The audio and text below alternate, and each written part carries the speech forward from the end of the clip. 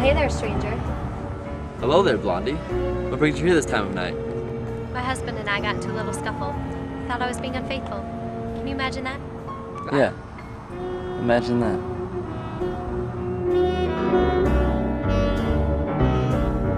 It wasn't always like this.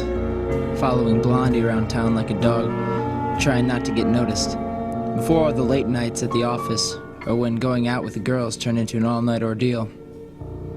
How'd I know she'd come here? This used to be our spot. Before we got hitched, we came here every night just to see each other. We used to be the couple. Something like Sonny and Cher or Taylor and Nixon. Everyone knew us. It was nearly perfect. We got married, settled down. She even got pregnant. The first year was amazing, but that's when it went all downhill. Blondie had a miscarriage after 7 months. It's like she was a different person towards me. She resorted to drinking, and every conversation we had turned into a competition to see who could yell the loudest. It was heartbreaking seeing her this way. Every comforting thought I had, she took it as if I was attacking her. It's like she had hated me. But then the fight started to die down, and our conversations were a little more civil. I figured her friends were the cause, and I encouraged her to spend more time with them. Blondie was finally coming back to me. Then I saw Angela. Hey! Hey! It's been a while. It has been a while. Brad and I are finally moving in together. Wow, it's a really big step. Are you sure you're ready for that? Yeah, but I think we'll be okay. I've been meaning to ask you, is Blondie upset with me or something? Upset with you? Why? Well, I've been trying to call her to tell her about all the big news with Brad, but she hasn't been answering any of my phone calls. I mean, I haven't really heard from her since the, miscarriage. I didn't know what to say. Why would she lie to me?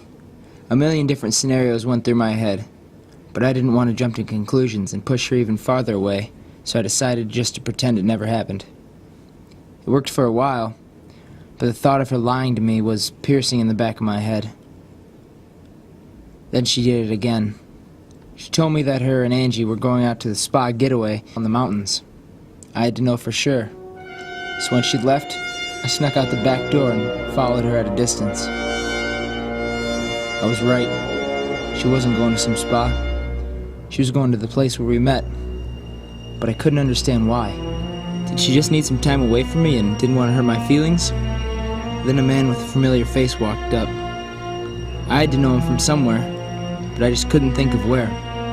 As he got closer to her, it started to come back to me. Then the unthinkable happened. He kissed her. Just as their lips locked, the unfamiliar man transformed into the obstetrician of our unborn child. It took every urge of my being not to go over there and take what was rightfully mine. The man I once saw myself was gone. I was a whole new person, and I needed revenge.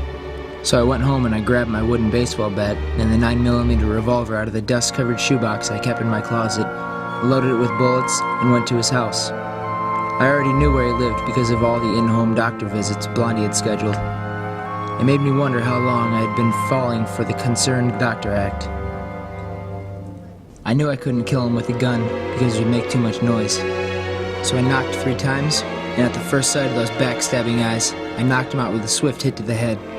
I was in luck. Blondie was drawing a bath in the upstairs bathroom.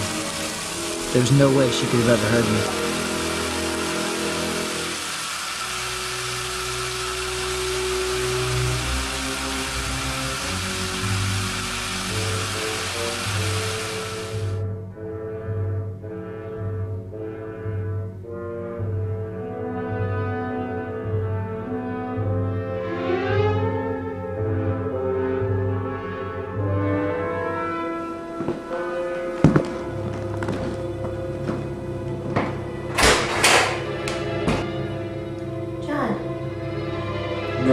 on me, Blondie.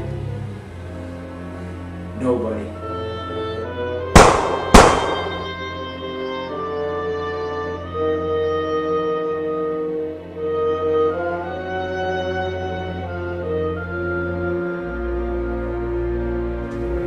Some call it murder, but I wouldn't say that.